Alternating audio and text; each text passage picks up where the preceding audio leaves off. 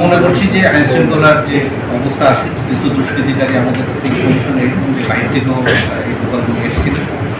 তারা এখনও গোপালগঞ্জের বিভিন্ন এলাকায় অবস্থান করছেন মনে সেটি আছে।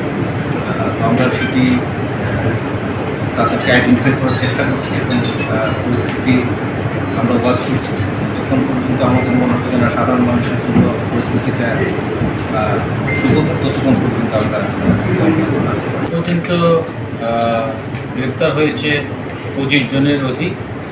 তো আমাদের যারা দুষ্কৃতিকারী রয়েছে, যারা এই গতকালকে এই অনাকাঙ্ক্ষিত ঘটনার পিছনে যারা জড়িত ছিলেন, তাদেরকে আমরা অবশ্যই আইনের আওতায় আনবো।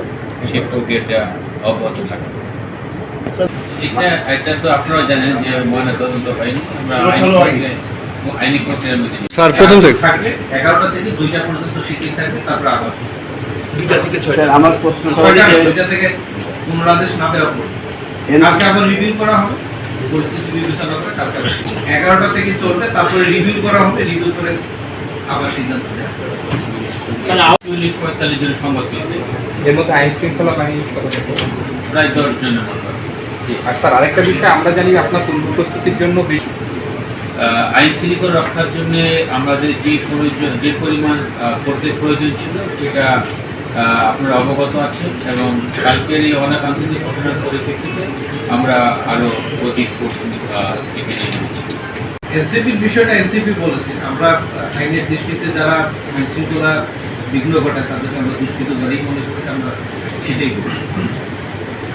এর মধ্যে কারো রাজনৈতিক সংশ্লিষ্টতা থাকতে পারে